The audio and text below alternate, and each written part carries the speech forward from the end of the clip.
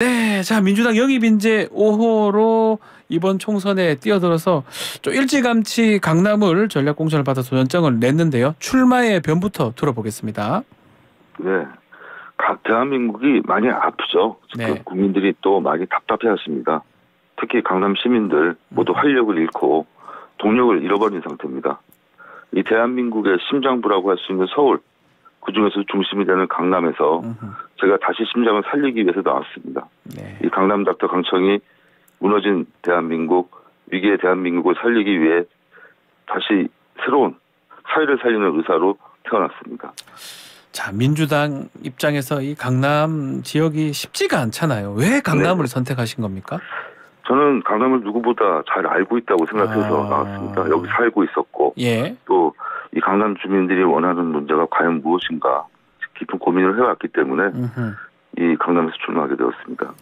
동력을 좀 잃어버렸다 이렇게 강남에 말씀을 하셨는데 왜 동력을 잃었다고 보십니까? 지난 10년간 예. 제대로 공약사항들이 이행된 것이 하나도 없습니다. 아하. 그러니까 이 강남 주민들이 아까 말씀하신 것처럼 가장 문제가 되는 부동산, 세금, 교통에 있어서 많은 공약들이 있었는데 그런 문제들이 해결이 안 되다 보니까 시민들이 기대를 하지 않습니다. 정치에 대해서. 그렇죠. 그러면 대한민국이 다시 뛰려면 강남부터 활력을 가지고 뭔가 변화, 또 미래를 위한 도전, 준비 이게 있어야 되는데 네.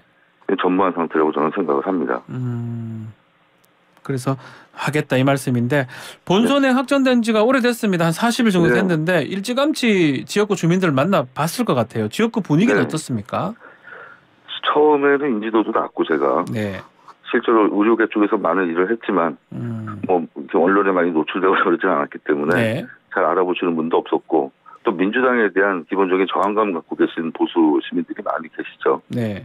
근데 지금은 거의 대부분 만나는 분들마다 많이 응원해 주시고 또 잘 해라는 말씀을 많이 하십니다. 그래서 굉장히 용기를 가지고 좀 하고 있습니다. 경쟁 상대가 지금 인터뷰를 했지만 국민의힘의 박수민 후보입니다.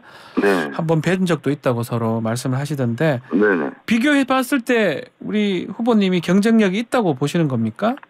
뭐 제가 듣고 이해하고 어떻게 정책화할 수 있는지 그런 제 경험을 살려서 제대로 강남을 바꾸겠다. 아픈 부분을 치료해 주겠다는 말씀으로 제가 어필하고 싶습니다. 네, 아픈 부분을 치료해 주겠다. 사실은 뭐 아시는 분도 알겠지만 의사 출신입니다. 닥터이신데 또 질문 드리지 않을 수 없어요. 전 대한의사협회 부회장도 했었고 또 흉부외과 전문의 아니겠습니까? 지금 이제 2,000명 의대 증원 문제 어떻게 보고 계신지 궁금해요. 굉장히 심각한 문제라고 생각을 합니다. 특히 이 주민들도 많이 불안해하고 계시고요. 이미 저는 의료 대란이 왔다고 봅니다. 왜냐하면 전공의들이 필수 의료과를 전공하는 전공의부터 다 현장을 좀 떠나서 뭐 사직서를 내고 떠난 상태입니다. 이미 공백이 시작이 됐고요. 역시 교수님들 중에서도 필수 의료과 전공의가 없어지면 본인들도 지금 사직서 내는 사태가 일어나지 않습니까?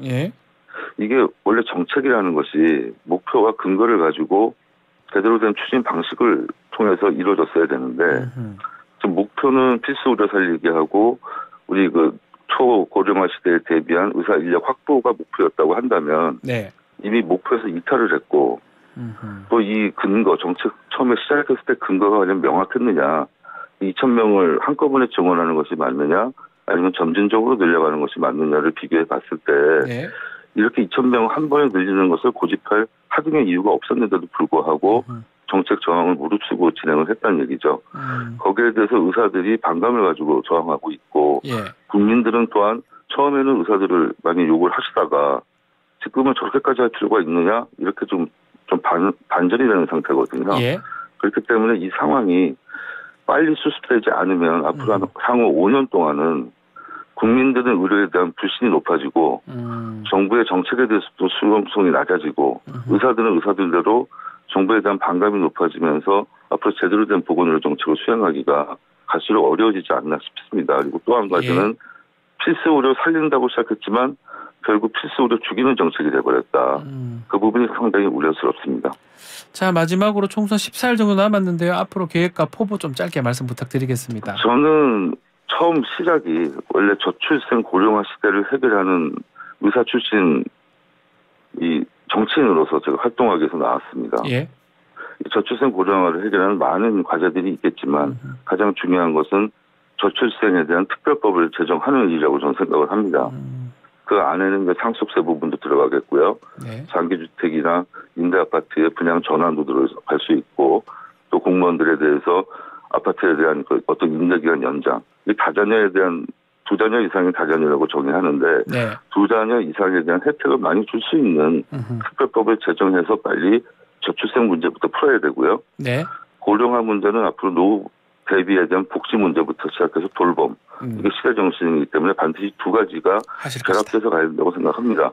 그렇기 때문에 앞으로 14일 동안 주민들이 이 문제에 대해서 강청이가 가장 일 잘할 수 있는 사람, 또 가장 열심히 뛰는 사람이라는 인식을 제가 심어드리기 위해서 더욱 뛰겠습니다. 알겠습니다. 오늘 말씀 여기까지 듣겠습니다. 강청희 감사합니다. 더불어민주당 후보와 함께했습니다. 감사합니다. 감사합니다. 예. 자, 방송 중에 이 여론조사 부분, 여론조사 꽃이 3월 18일, 19일 양일간 무선 가상번호 전화 면접 조사로 실시한 내용입니다. 이 두 후보의 격차죠. 자세한 내용은 중앙선거 여론조사심의 홈페이지를 참조하시면 됩니다. 2부 마치겠습니다.